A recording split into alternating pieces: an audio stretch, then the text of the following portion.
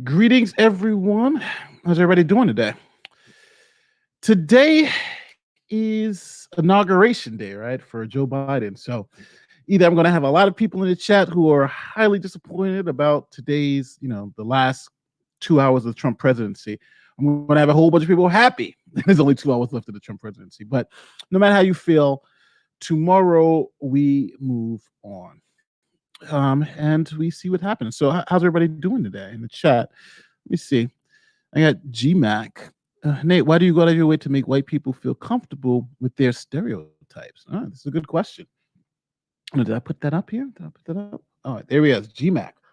Well, first, GMAC, I got to tell you, that's an overgeneralization of the situation, right? I don't think looking at the facts and the law as presented feeds into any stereotypes, right? Matter of fact, I do my best to remove all stereotypes from any of my evaluations. That's why I can evaluate a white person being shot by black cops. That's why I can evaluate a black person being shot by white cops, and I treat them all the same. So if that's the way you feel, I don't know, how to change that, but maybe watch some more of my content and hopefully you'll see exactly what I do. And if you still feel that way, I'm sorry, I just respectfully disagree. But, I'm trying to, you can't please everybody. Unfortunately, you just can't. Hey, what's going on? Tom, hey, good morning to all you people. So I know this is something, I usually don't do this live, but today I'm just saying, well, let's take some people's mind off the election and let's give you guys all something to think about. So the two things we're going to look at today is obviously the Jacob Blake situation, right? That's the one thing we're going to look at. And I want to tell you guys something that I've found interesting. I watch other YouTube lawyers, right? And so before I decided to do this, I was like, well, let me see what other YouTube lawyers are saying. And I couldn't find anybody who breaks it down using the actual constitutional standards of Graham v. Connor and things of that nature. And then I found some defense lawyers were saying something like Jacob Blake was innocent, the cops should be prosecuted. And I'm like, where are they getting all this stuff from? So it made me even look and say, okay, why are they saying these things that I'm not saying? There was one guy, I think R&R group, he got like 73,000 views on his thing. And he's saying Jacob Blake was innocent, virtually Jacob Blake is an innocent man and he was unlawfully shot in the back. So, it made me take a hard look to see like, what the hell am I missing? So I wanted to come today because now we have all of the facts, right? There's no guessing. There's no, was he reaching for something? We have all the facts. We have all the video. We have everything that we need to, I think, to do a real great breakdown of the events. And I'm going to bring it to you and we can do it together. We're going to do it together. And at the end of the day, you're going to decide whether Jacob Blake was some innocent fawn who was breaking up a fight or whether this was something more than that, where police acted reasonably. I do want to say this, though. With this story, with this Jacob Blake story, I still remember when I first heard it.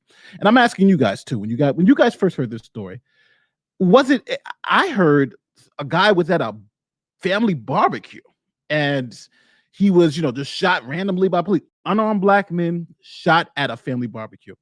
All that kind of found, was BS. It was all bullshit. You know what? Let me do this. Let me start with some of the news coverage about the incident. So you guys can see from my perspective why I thought, just like everybody else, that Jacob Blake was likely innocent, right? I'm like, hey, this guy's got to be innocent. Why the cops? Why would the cops shoot an unarmed man breaking up a fight between two women? Let's see first what the news media is reporting about Jacob Blake so we can all be on the same page about this, right? Here we go. Let me go here. Let me pull this up. Boop. You guys should be able to see my screen and hear my screen too. Let me know if you guys can hear this, but I'm going to the shots. All right. That's 29-year-old Jacob Blake in the white t-shirt walking back to his vehicle over the weekend. You guys should be able to hear that. He reportedly broke up a domestic dispute between two women. He's seen on amateur cell phone video surrounded by police officers with their guns drawn. One of the officers is then seen following Blake as he begins to get back into his car, where Blake's 3 young children were sitting inside. One of the officers grabs Blake a t-shirt, walking. Let me rewind this one more time and let me set this up again. So again, sorry about the little confusion. I was trying to do it from Chrome to my, and it just didn't work, so you couldn't hear it.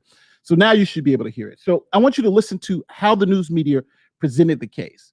What the news media said happened before, you know, that he was at a party, that he was doing that it was a fight between 2 women, and see how the news media has placed Jacob Blake in this particular instance. So check this out. I'm going to play it from here. You guys should hear this.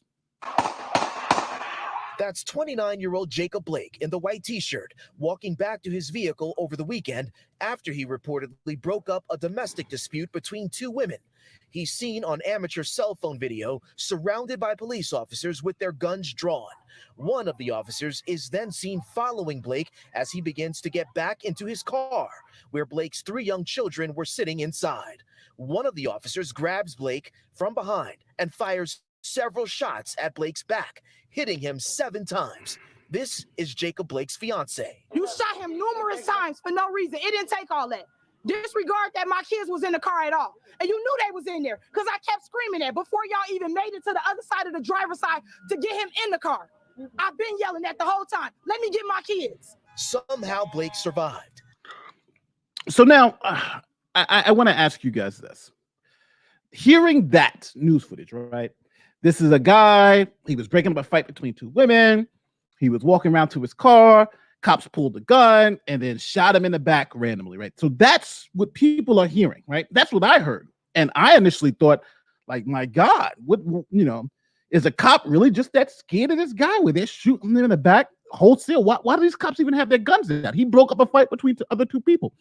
I don't know if you guys can. And then you have his girlfriend or his wife, or, you know, I think his baby's mother, you know, she's also saying that they did this for no reason. Why are they here? So the news media put it in such a way where I was like shocked. I was like, you know, it's funny because I'm arguing with people like, yeah, this Jacob Blake guy, this was crazy. You know, an unarmed black man just kind of shot wholesale like this by police. What the hell's going on? And just so we're fully clear, this was ABC, CBS, CNN. Let me put the CNN clip. Here's a CNN clip, right, of them talking about the same stuff. But in this clip, you'll see that, you know, they are perpetrating the same, I'm going to just call it what it is, lies, that this was some type of innocent victim that, you know, that police gunned down mercilessly. Here is CNN. Here we go. That's right, Wolf. Well, there are a lot of investigations playing out right now trying to figure out what led up to Jacob Blake being shot. But what we do know for sure is that people are angry. They have expressed that anger through. Now, I want you to look at the bottom thing right here. 8 p.m. curfew ordered after protests over police shooting of an unarmed black Wisconsin man. So for months, they've been putting out here that Jacob Blake was an unarmed man being shot, right? Shot by police. Unarmed man shot. That's what led to Kenosha riots and some other things that happened. So everybody's saying he's unarmed. He's breaking up a fight at a family barbecue. He's an innocent man. And now think about this. This is going out to millions of people. And it's unfortunate, but most people don't get reinforced, you know, they don't follow up on these stories. It's not like they'll say, oh, well, let me see what else is going on, right? They'll get these first impressions. And then you'll have people like LeBron James and all these celebrities go out and then, you know, push the narrative that, hey, this is an unarmed black man who was shot by police.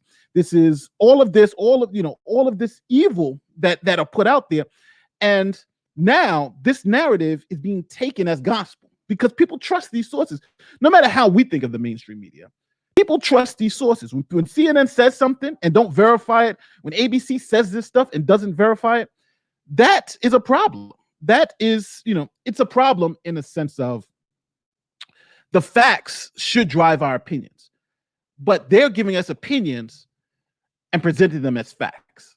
Now, no matter what you believe happened with the story or what you know happened with the story, we're going to now go out to the facts, right? We're going to go look at the facts, look at what actually happened, look at the video, look at the 911 call, and then look at the law. And then you're going to determine right now, based on the law and based on the actual facts and things that are true, whether this cop is justified or not. We're going to go through this together right now.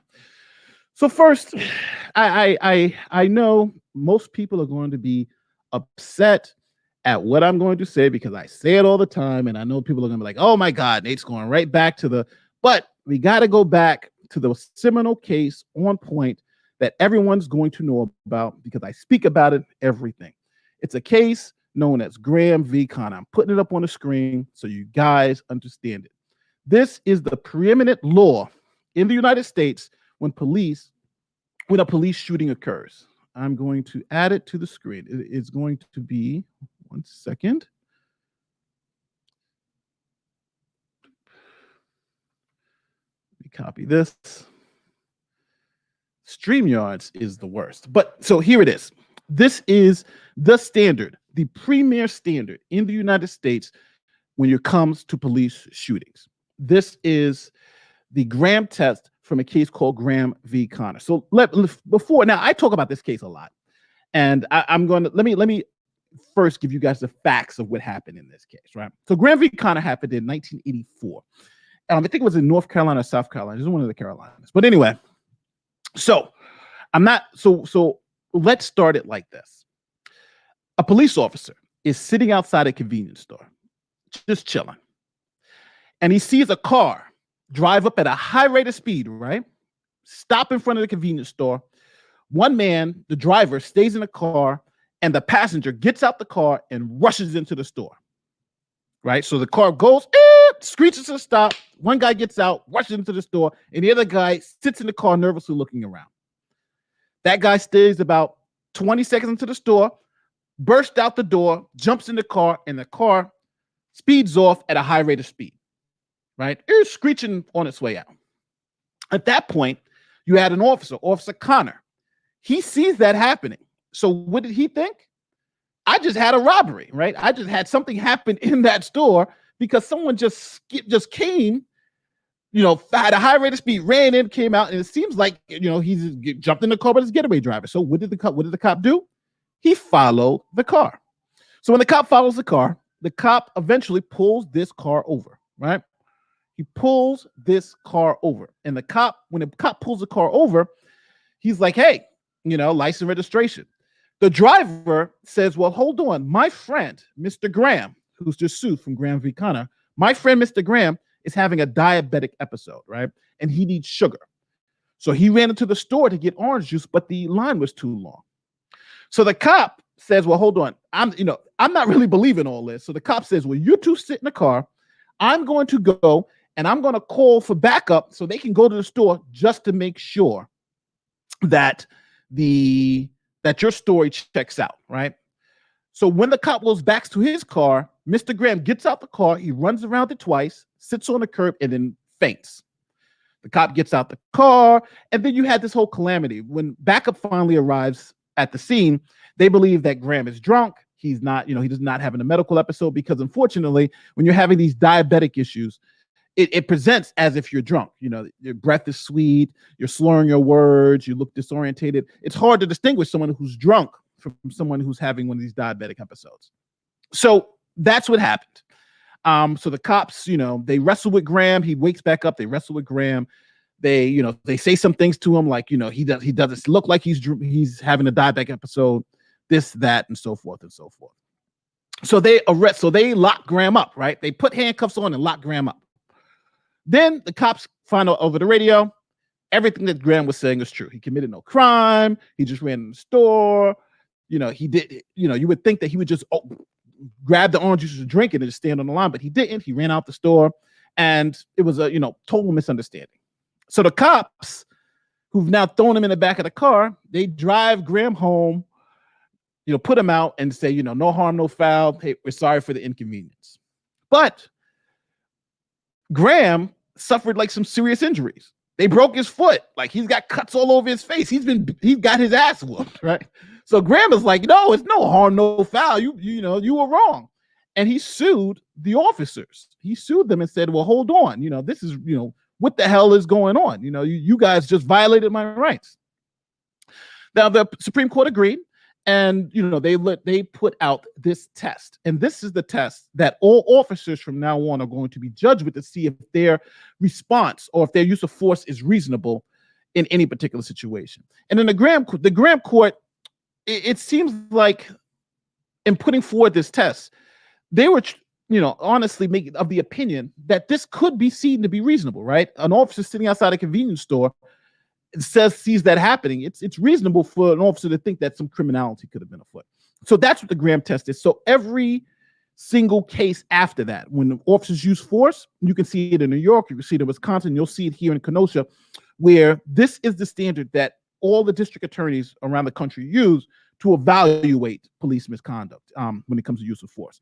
So it's called the objective reasonable standard, but I call it the objectively reasonable standard. Now, one thing about the standard, it has three factors. One, you have to talk about what type of call are you going to. Are you going to a 911 call, or are you going to a call for someone sitting in a tree, or are you going to a bank robbery, right? Because if you're going to a bank robbery in progress, officers, you know, there's going to be a different posture of force that you're going to be prepared to be used versus someone is calling for a cat stuck in a tree.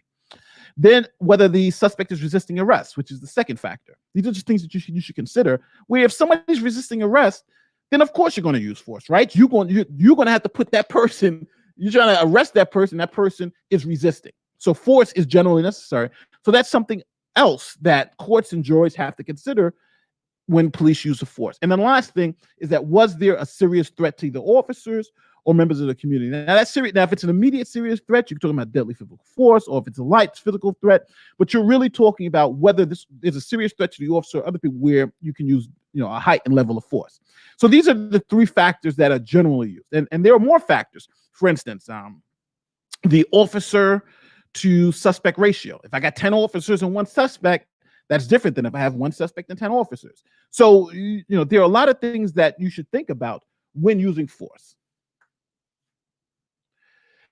So now that we know the standard, right, the constitutional standard that police are going to be judged with, we are now going to go to the next step and look at the evidence. And we're going to look at them in those three positions. First, we're going to look at, what was this call for service? You know, was the suspect resisting arrest? And then we're going to look at whether there was a serious threat posed to the officers.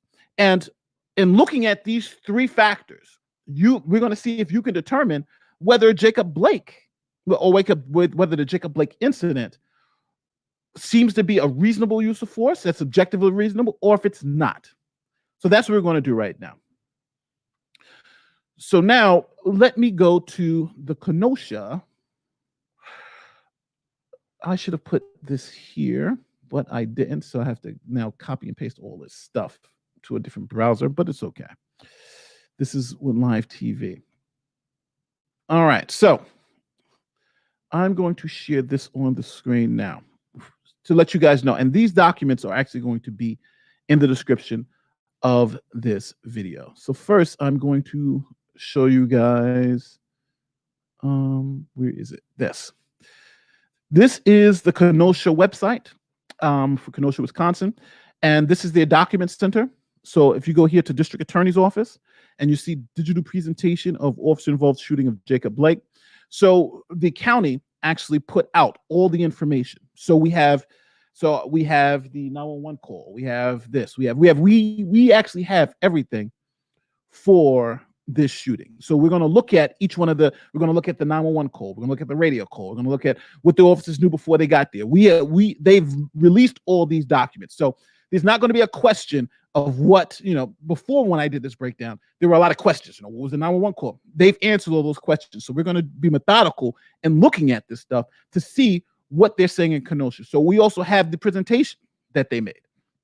So you're going to see the actual presentation of, you know, what the prosecutors had in coming to their determination on whether or not Jacob Blake was, whether the officers shooting of Jacob Blake was criminal or not. So first, let's start with the 911 call, because I think if we start with the 911 call, then nothing.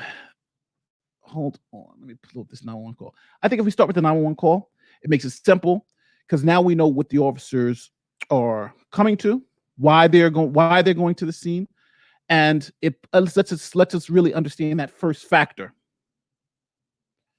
So let's see what the call for service was. Here we go. Let me screen share this. Oop. So we're about to listen to the 911 call of Jacob Blake. Jacob Blake's, I think it's his fiance, maybe his fiance, of Jacob Blake's 911 call. Here we go.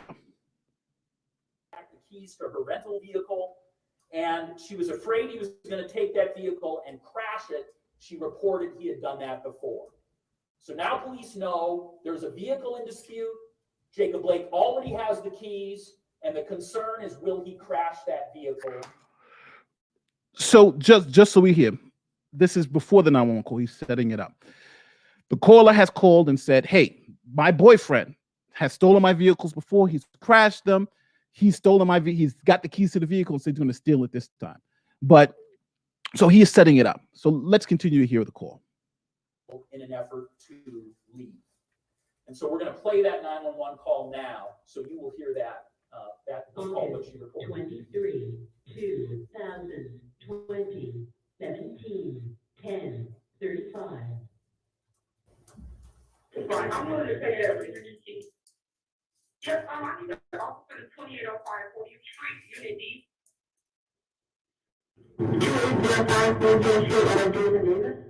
Yeah, but Jacob Blake is here, and he has the keys to a rental that I purchased that I need to take back, and he's not trying to release it. And on top of that, he's not supposed to be here. Today is his son's birthday, so I allowed him to spend a couple hours with him, but he's not giving me the keys to this rental. And that's all I'm asking for. I never would have called you guys. I promise you, I tried to keep from calling you guys. He's cleared numerous of my vehicles in the past, and I literally just bought one like yesterday. And so just because he heard some false information, he's not willing to give me the keys to this car that doesn't even belong to me. Me and my sister just saw him stirred off in it and turn around and come back. So I need you guys to come and I need you to. Okay, what is your name? My name is Laquisha Booker. Go ahead and tell her that. Go ahead and tell her that. It's not because she's on the police on their way here. Yes, it is. Do not put your shoes on. It will go back. You didn't even want to go outside. Is Jacob there right now? Yes, and he's about to trying to kiss his kids so he can hurry up and leave. He was here just talking all types of crazy, and now he's walking off now. Now he's getting ready to leave. Well, let me get the license plate. Okay, and the white license plate?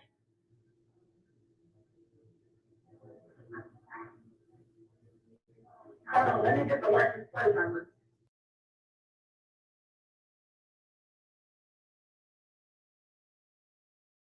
I know that recording is not the best, but what you hear is that, now again, these recordings are all linked, so you guys can listen to them for yourself. But with Jacob Blake's baby's mother is saying is that she had allowed him to come over to see his son for his son's birthday. He's taken her car keys. He won't give them back. He's crashed cars in the past, and that she wouldn't have called police, but now she needs to call police because he's refusing to give the car, and he's saying he's going to take the car and go with the kids in the car, right? So police now have this, right? They're saying, oh my God, this is the call that we're getting to. We are going to see what actually happened. We got Jacob Blake, let's look to see what we're going into. So the 911 call is for somebody who's more or less trying to take a car, right? That's what the initial 911 call. This wasn't for two women having a fight. This was a 911 call. Jacob Blake is the one who's causing problems. He's not even supposed to be here because she tells him he's not supposed to be here. So now let's look at the report from Kenosha. This is now, again, this is the actual document. I am not, let me get it. This is the actual document from the Kenosha District Attorney's Office that you're seeing on screen. I'm going to go through it a little bit so you guys can see. So first, you'll see one of the more interesting pieces is that they talk about, the reasonable beliefs. But look right here. They go into our case, Graham v. Connor, right? Reasonable beliefs, Supreme Court found, and they go into the standard that I talk about in every single video, right? The standard that I drill into your head. They have it here, right? They're talking about it. They're saying Graham v. Connor is the standard that we're going to use to determine whether this officer's use of force is justified. This is what we got. So when I say these things, it's not BS, right? This is what they're actually using to judge these situations. This is in the Kenosha District Attorney's presentation. He even has the same case site. So this is what we're talking about. And this is the officer involved shooting Jason Blake from the Kenosha District Attorney's office. Again, link is in the description if you guys want to see it. So here, after the 911 call, this is what the police officers got on their screen, right? So Jacob Blake has a 1099 through Kenosha for trespass, DV, domestic violence, DC, DV. I think that's discon and domestic violence, and discon, domestic violence, felony in third degree, sexual assault complaints. So the cops, after they get the radio call, they find out that Jacob Blake has a warrant for sexual assault. So he got a felony warrant. Now, for all you law enforcement people in the room, right? Somebody has a felony warrant. They're not going anywhere, right? If you have a felony warrant and police catch you, you're not free to leave, right? You're going. You are going, right? We're taking you away. That's it. It's done. You're done, right? So Jacob Blake has a felony warrant, and the person who called know he has a felony warrant, right? He's not supposed to be here, right? So he's got a felony warrant. The cops know that. So now the cops have this in their mind, right? Well, we got Jacob Blake. He's got a felony warrant, right? So he's wanted, and he's stolen a car, and he's taking this woman's kids, right? So they're being called to the scene all for this. So at this point, it seems like the cops have a lot going on going into this situation. This is not a cat stuck in a tree. This is a felony warrant, a guy who's trying to steal a car. That's what we got at the beginning.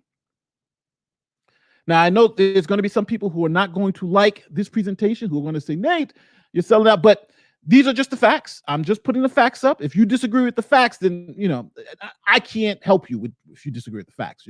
These are just the facts. But this is what the cops saw. So now, let's go with what's going on. So you got the 911 call, and this is, again, in the presentation. He has her kids. He's crashed several of my vehicles. Again, this is what the 911 caller said. He has heard false information left in my car. Jacob types of all crazy, and he is out to hurry off, probably about to crash it. This is what his girlfriend has told the police, right?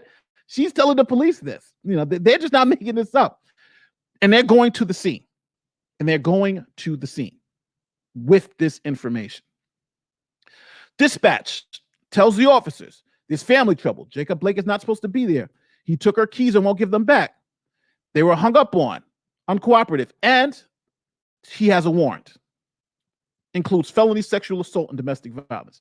So now I just want to ask you guys, just pretend that you're an officer, right? Even though I know you guys don't have any training and everything, just pretend you're an officer. You get a call of someone who has a felony sexual assault warrant, who's not supposed to be there with this woman, who's stolen the keys to a car, has crashed her car multiple times in the past, won't give it back. It almost the whole situation is now changed from an innocent man breaking up a fight between two women to now the police are called for him to get him, right? To take him to jail. He knows he has a warrant. They're going to take him to jail. And this woman has called for their assistance. So the cops are going there with this. Now, as to our first factor, do you believe this 911 call or this call for service would lead one to believe that Jacob Blake was innocent this was not a situation where cops would be ready to use force? Or is this a situation where cops are likely to use force, right? Because it seems like this is going crazy. So understand we're looking at it in the context of that first factor. Let's go on. So now, in this presentation, we've heard the 911 call, which is crazy in of itself, right? We heard this. So now let's go to, because again, it's all about what the police knew at the time. So here is the warrant that comes up on the police scanner, right? So this is the warrant. They have this warrant. They see the warrant. Here's the warrant for Jacob Blake. This is on the right side of your screen. Now, one thing I think a lot of people don't understand is in law enforcement, police have both discretion and sometimes you don't have discretion.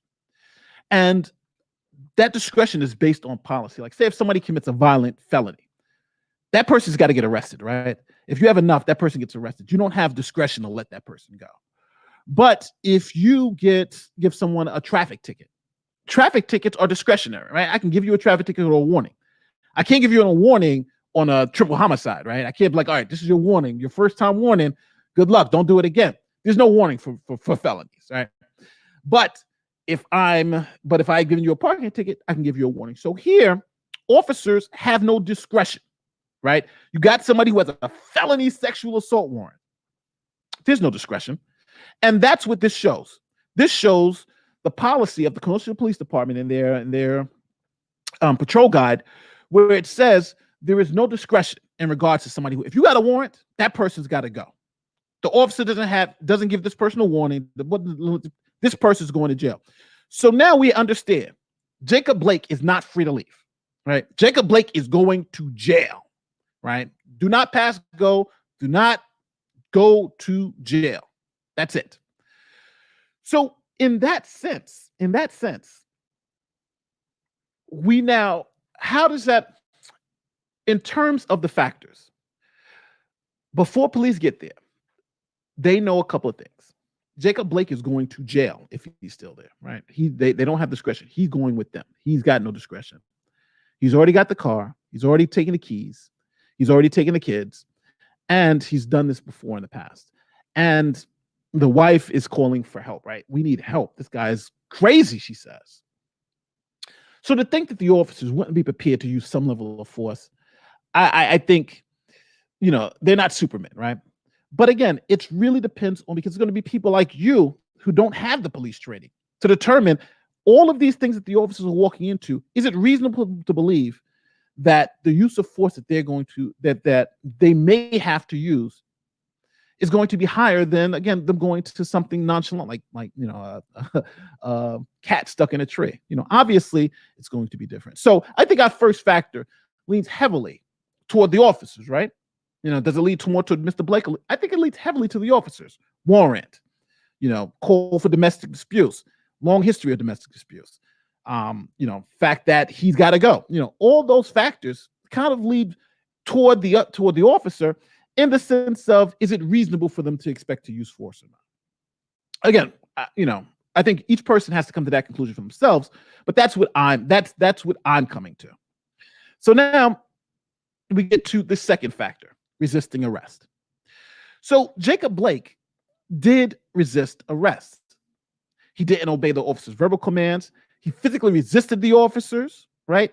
And he armed himself with a knife and refused to drop the knife. Let's look at it. He disobeyed officers' commands. This is all on the video, right? Resisted. He defeats officers who are trying to wrestle him, because remember, he's going. He's got a felony warrant. He's going to jail. They tased him and it didn't have any effect. He armed himself with a knife and then he refused to drop the knife. Now, when CNN, ABC, and all these other news organizations had the nerve to say that this man was unarmed, right? They said this guy he's unarmed. That's what they said. He's unarmed. That was false. That was false. And you know who says it's false? Jacob Blake says it's false. So what we're going to do, we're going to hear from Jacob Blake. Right after YouTube allows me to move forward past this ad. Okay. So here we go. I'm going to show you, we're going to look at Jacob Blake now, explain if he had a weapon or not. And again, this is his own words. He did this interview.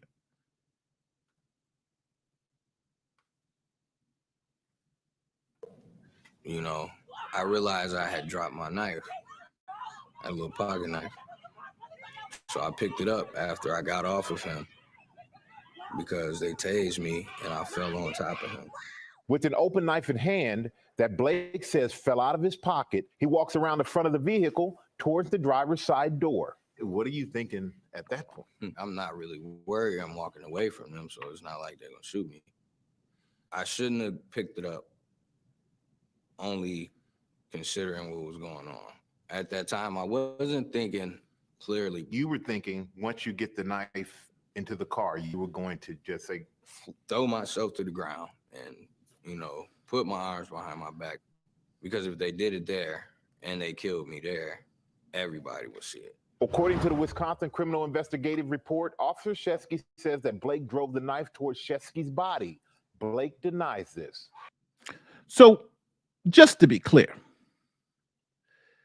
this officer, this Jacob Blake admits he had a gun, right? No, he had a gun. He had a knife. He admits he had a knife, right? There's no fantasy about this, right? He had a knife, right? He admits it. I had a knife. I picked up the knife, right? He wrestled with officers. He knows he had a warrant too. Jacob Blake knows he has a warrant, right? He knows that those officers are going to arrest him. He picks up a knife and walks to the front of the car, and he says he's going to throw the knife in the car, and then lay out on the floor. Tell me, anyone in the chat, tell me if you believe that. Do you believe that Jacob Blake was just taking his knife to throw in a car and he was going to throw himself on the floor? With police yelling, drop the knife, drop the knife, drop the knife. Does anybody here believe that? It's hard for me to believe that the news media just didn't do any other investigation on that, right? Just like, yeah, he said he's going to throw the knife down and lay out on the floor. I'm sorry.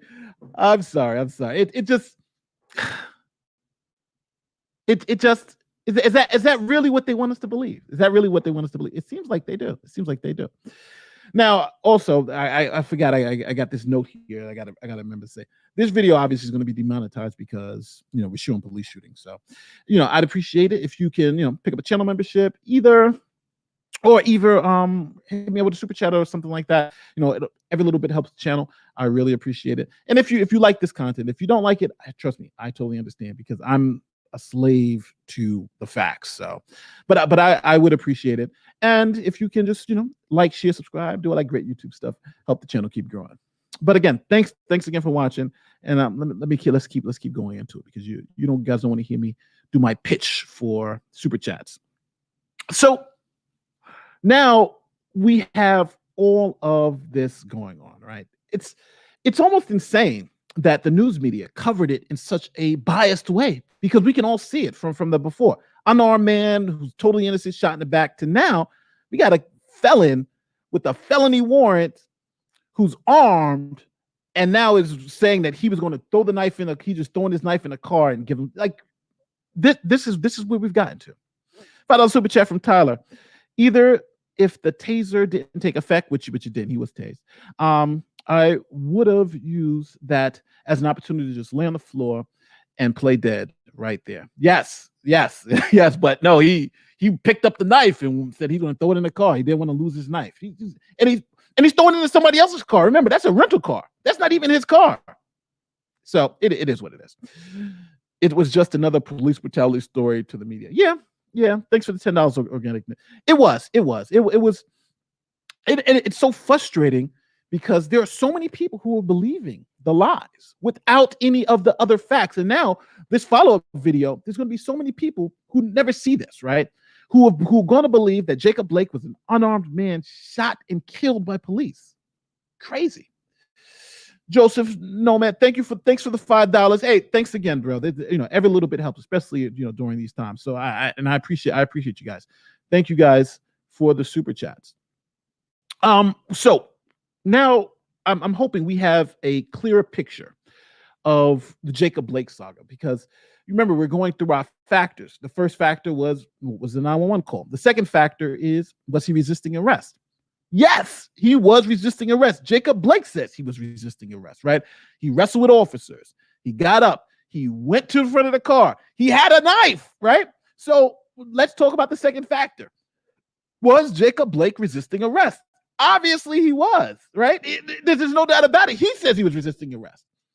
I appreciate what you do and how you do it. Thank you so much. Thank you, MC. I appreciate you too. Thank you so much. I appreciate the super chat. I'm thinking Renos or Renos. Absolutely not. I have several words not saved for YouTube or lying and misinformation. Punish bad cops, abuse of force, not good ones doing their job. Amen to that, sister. Amen. Amen. I'm all on board with that. And that's the thing, because this whole Jacob Blake story, it's the media. It's the media who fed this to us like we were idiots. And now people to go back and look at this objectively, just with the facts that were on the ground, you're like, all that stuff was lies. All of the stuff the media were saying to us were lies. Let's just call it what it was. They were lies. They were lies to feed a narrative that innocent black men. Now, don't get me wrong. There is issues with the criminal justice system. I'm not saying it's perfect, but I am saying in this particular issue, these were lies. Why make up these lies? Why tell these stories this way? I don't know. I just don't know. But this, what we were told at the beginning was not only incorrect, it was misleading. Some people will call it disinformation. Couldn't sleep well. Glad to catch you live. Good morning to you. Hey, thank you. Or 2891. Thank you so much for the super chat. I really, really appreciate it, bro. The crazy thing, this is from Charlie Kane. The crazy thing is the news media kept saying Blake was unarmed after Blake admitted to having a knife when he woke up in the hospital. Yes. I thought I was the only crazy one that was thinking that. But yes. Why?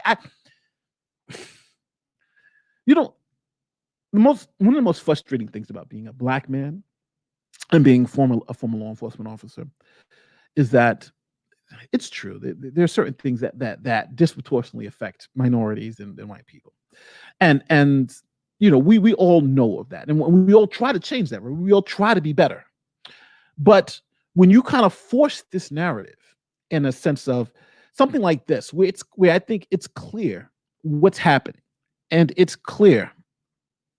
I missed the super chat. All right, I'll look back up, and it's clear what is going on. It's just hard to understand. It's hard to understand why the news media wants to keep portraying this like it is.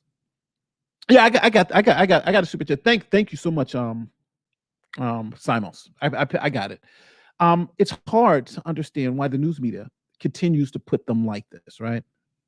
It just doesn't make sense. And at this point, it's almost like disinformation, right? It's not like misinformation is, somebody made a mistake, but this is almost like disinformation. Here's what we want you to know. And I've not seen CNN do a follow-up on this story. I'm not seeing, ABC did this, but they're making them seem like a victim. But this is just the truth and the facts. And if this makes you uncomfortable, this may not be the channel for you. But we're going to look at the facts, like we're going to be. I call myself a slave to the facts. We're going to look at the facts, and if the facts don't move you, then this is just not the channel for you. I'm sorry, but the facts should matter. The facts should mean something. And these facts from the Jacob Blake case should mean something to us. Let me continue on with this story. So now we've gone through the first couple of factors, right? And they are brutal, right? 911 call. Yes, 911 call was what it was. It was, felony arrest warrant, call for help, crazed man, we need help. Then we have, was he resisting arrest? Yes, he was resisting arrest. He had a weapon. So let's look at the digital presentation again so we can see again, because I don't want people to be like, hey, Nate's just making it up and lying to us. Let's look at the presentation and look at the weapon. So here is some enhanced video. Here's Jacob Blake. Now this was after police had tried to arrest him. So this is him actively resisting. Here's the weapon in his hand. from the enhanced video. Here it is. It's a small little knife though, but it's a hand knife. Here it is, outline of the knife in his hand. So he's walking now, mind you. And then there's a enhanced audio of police saying, drop the knife, drop the knife, drop the knife. Remember, they tried to arrest him and he got up and walked around to the front of the car. So it's clear, you know, I don't know what else to tell you guys. For those of you who, you know, it's just clear, right? He had the knife, he dropped it, he picked it up, he went around the car. It just is what it is. What about Ben Crump? They take what he says as gospel. Shouldn't a lawyer be held to a higher standard? No, well, he's representing his client. It's funny because I had a client that I sent over to Ben Crump, because when you have these type of police shootings, just like when, you know, everybody deserves an attorney no matter what you do. Ben Crump is great at what he does. He's fantastic at what he does. So he's just representing his client. You know, I as a professional, I have no ill will toward Ben Crump. I understand a lot of people don't like Ben, but he's a fantastic attorney at what he does. And you know, there's a lot of things that you guys don't see. Like there was one story that you know, the person came to me to represent them, but I sent them to Crump because he's got the resources. He's better at that end. You know, he does this. So, you know, I do understand, but he's trying to represent his client to the best of his ability. And I know, you know, that's probably why people don't like lawyers, but that's just the truth about it. Robert Dale. And thank you for the super chat, John. But yeah, I think sometimes Ben walks that fine line very finely, but at the end of the day, I think he's just trying to do his best for his client. Can't finish the stream today, but I have to give a little for the work that you do.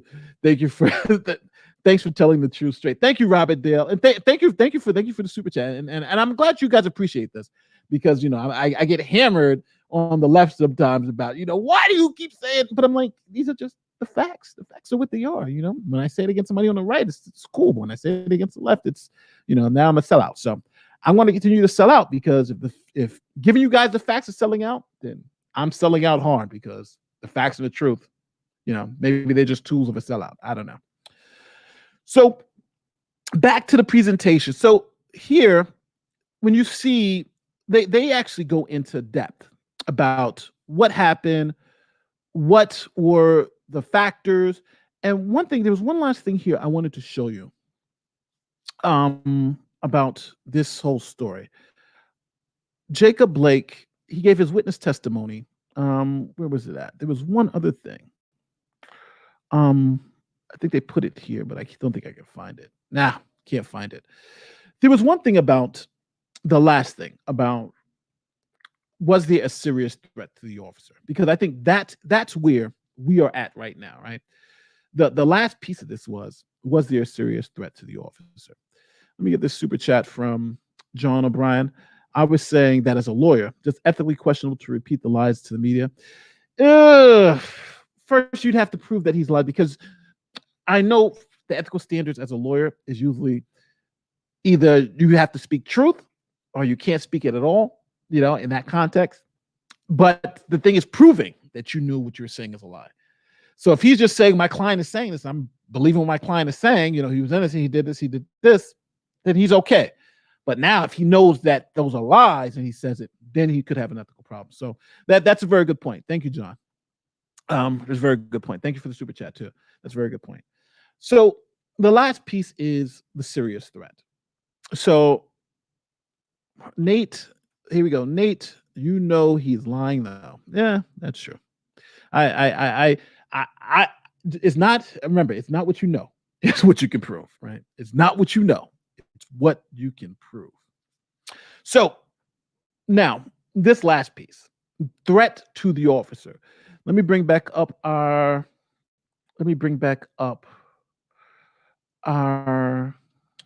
where is it at? There we go. Let me bring this back up so you guys can see it in all of its glory.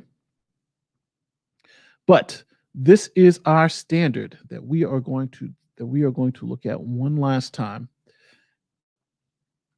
Let me screen share this. So where is it at? Boop. All right, so this is our standard one last time. So we saw the 911 call, right? We all saw the 911 call. And again, for everybody who super chatted, thank you so much for the super chat. So we saw the 911 call. 911 call was horrible. Was he resisting arrest? Check, right? He was definitely resisting arrest. And then was there a serious threat of violence to the officer or to members of the community? That's something that you'd have to discuss too. He had a knife. He was tased. He didn't want to go down. He was resisting arrest. He had the knife and he lunged and reached into the car. So all of these things you have to determine whether this officer, in firing his weapon at the time he did, with all these facts known to the officer, was it reasonable?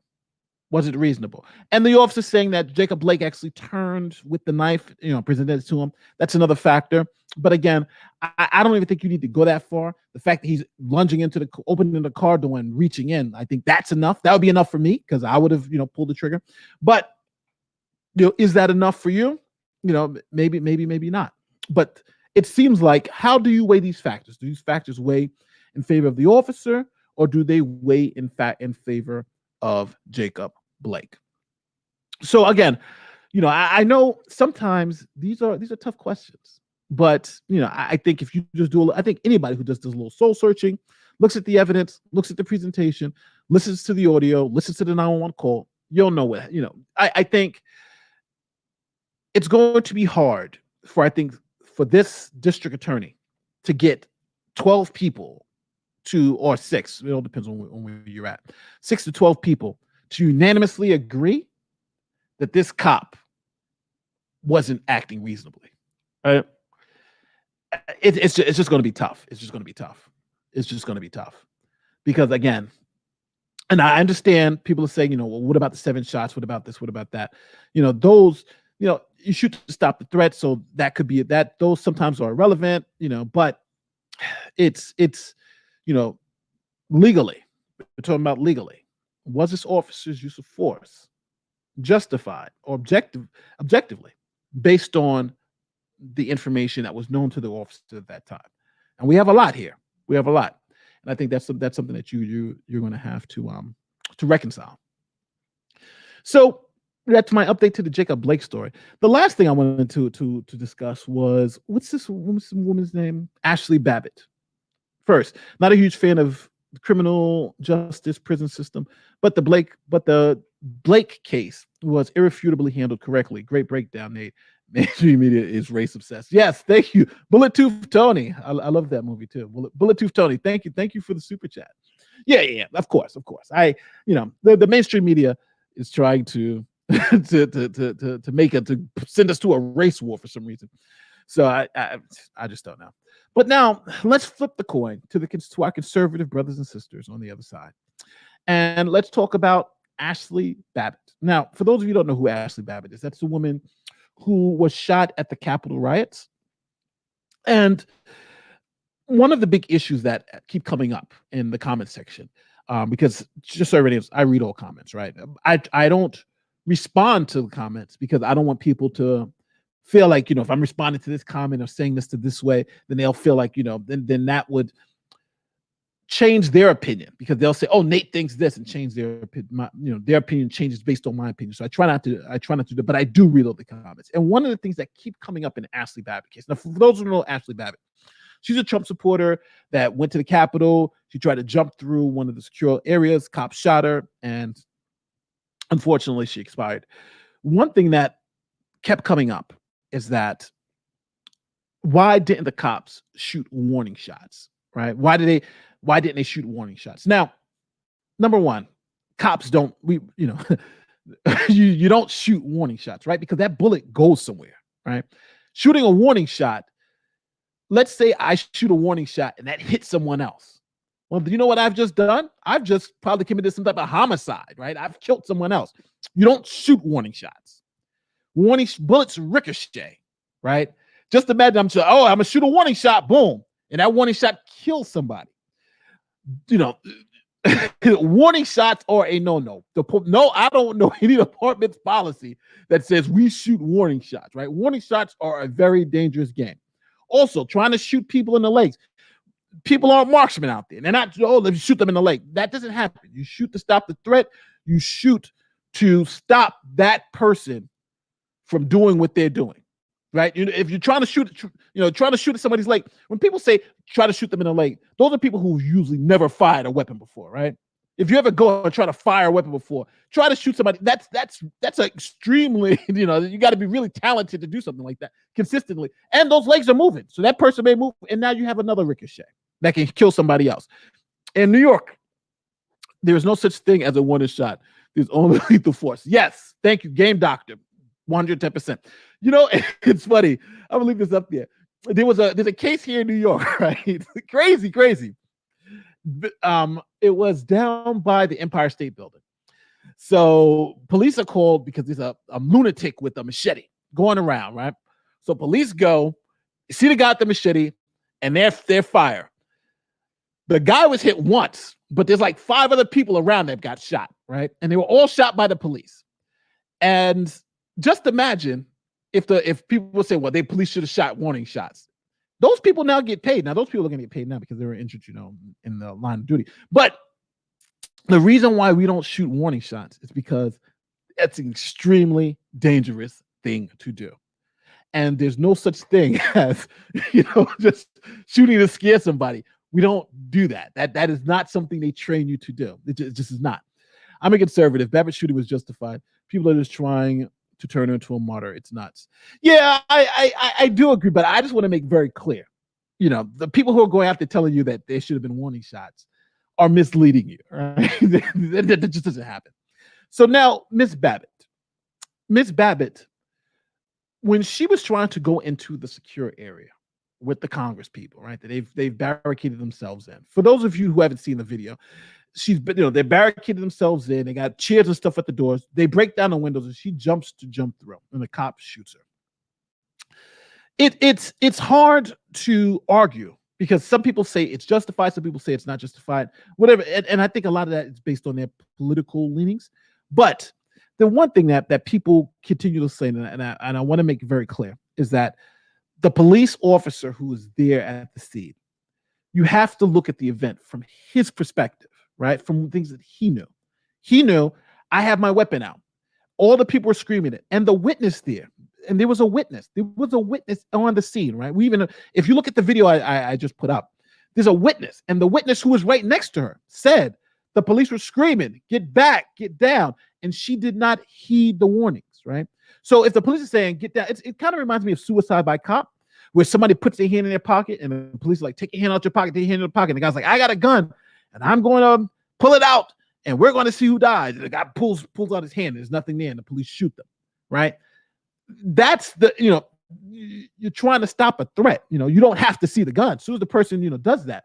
So in this particular case with Babbitt, it's that threat that the officer, by having their gun out, by the other witnesses saying, we heard them say, get back, don't do it, stand back, or they're, and then she does it. She thought he was bluffing. He happened not to be bluffing. So with Ashli Babbitt, I do understand the political nature of it, but we can't have two different standards here, right? The standard is still the same. What was the call? What was the call for service? This was a full-fledged riot, breaking in. People are chanting death to the vice president. They're going in there, right? Number 2, was this person resisting arrest? She wasn't listening to any of the calls, right? That's the witness said. They were telling us to stand back, don't do it. She wasn't listening to any of those things, right? She just wasn't. She wasn't listening to any of those pleas. And then last, at the end of the day, was there a serious threat?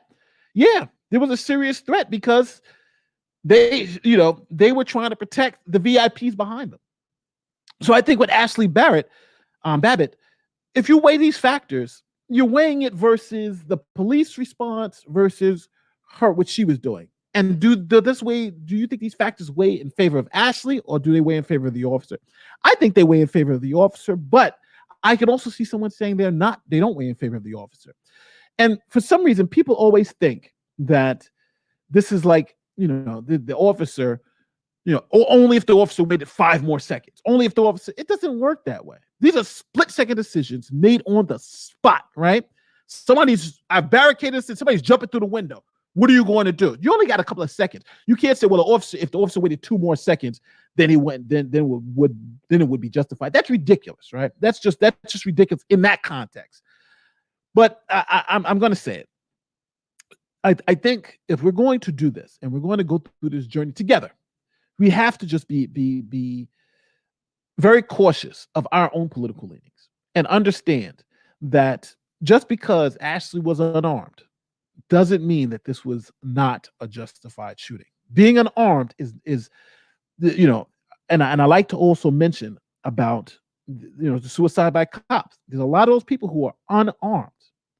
They put their hands in their pocket and they're unarmed, and they say, I have a gun and I'm going to kill you, and they pull out their hands and do like this, and the cop shoots them. That is, those shootings are justified because of the threat. And that's what you're looking at, the threat, not the act. And it's not about 20/20 hindsight. Oh, well, now we know she wasn't armed. Well, the cop doesn't know that. Now we know she didn't. Well, the cop doesn't know that. And that's where we have to be consistent in our way of thinking about these cases. So no matter how you came out, how did you come out with Jacob Blake? How'd you come out with Ashli Babbitt? Do you think they were both justified? Do you think one was justified, one was not justified?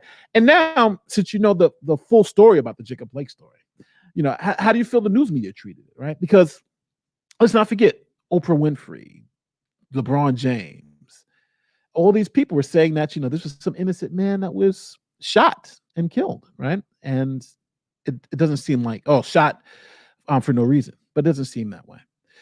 So with that being said, thank you for watching this.